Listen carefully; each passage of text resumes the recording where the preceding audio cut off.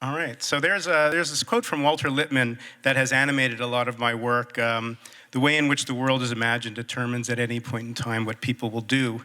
And the stories we choose to tell, there's huge implications from that, about that. Just a little bit about my history. I grew up in Montreal, Canada. This is me when I was 10 years old with my sister. First day of grade 5 and kindergarten for her. That's my briefcase. And I loved math and building electronic gadgets and sports. And when I went to college, I studied computers, and I became a computer programmer for 5 years, a management systems engineer. And it was after reading The Soul of a New Machine that I decided to become a journalist and really explore the question, how can journalists tell stories about how people build cool things? So I spent about 15 years in the developing world looking at that question around social issues. I was in India looking at how people were developing a child protection system for street kids, and how do you actually make that happen with very modest resources.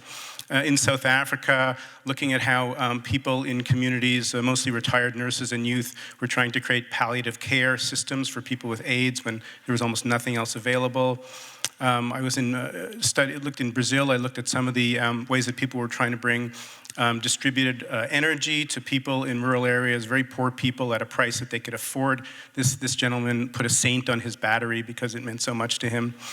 I reported on the work of UNICEF when it was led by James Grant, who led this thing called the Child Survival Revolution that massively increased vaccination rates and oral rehydration, probably saved about 25 million lives. Most people still don't even know who James Grant is. It's a remarkable story. Now I'm mostly looking at American stories. I've done a lot of reporting on trauma in the last couple of years and really looking at how widespread child trauma is, but also how many responses there are to it in schools, in daycare centers, and in all sorts of places. So there's so many of these stories that I've been looking at over the years and heard about, and I often wonder why we don't hear more about them. My dad does too. He watches CNN. He's always depressed.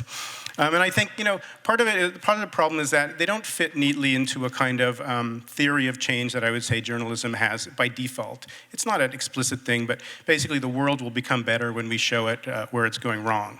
And that strikes me as sort of a half of a theory of change, if it is one. I mean, I think you need to add a line to it at best, at the minimum. The world will become better when we show it how it's going wrong and how it could actually get better. And there's a whole bunch of stories that fall into that last line that can be told. They're very good stories. They're basically, about people doing smart things well. So if we look at an actual example, the Ebola crisis was a classic example of the media leading with tremendous fear and tremendous sense of urgency around a problem. And as that story has played out, what we've seen is that, in fact, many of these countries have contained Ebola.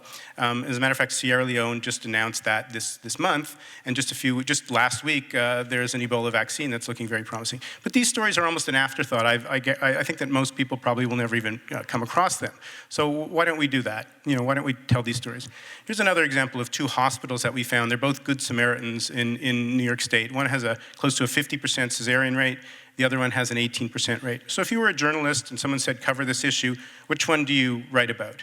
The gut instinct is to write about the bad one, the one with a 50% rate, and do a watchdog story and sort of show how bad the problem is and mobilize outrage. But if you put these two stories together, you actually have a whole story where you look at the nature of the problem and also how it may be solved. What are the ideas that are at work in the other place?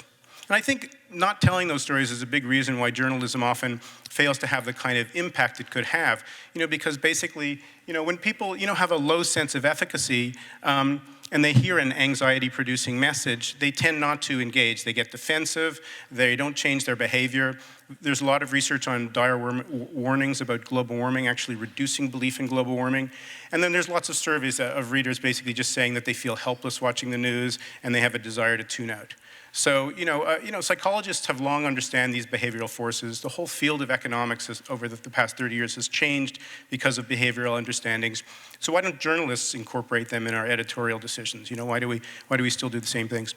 And I think, one of the simplest things we can do is just ask one more question, which is, what's missing from the story at this point? Do we need more awareness about the problem? Do we need more outrage about the problem? Or do we need more understanding about what can be done about the problem? And at different points in time, the answer will be different. So I heard this quote from Marshall Gans, who was the community organizer who worked with Obama and Cesar Chavez.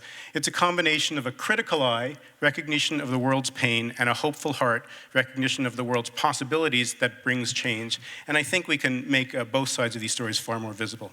Thank you very much.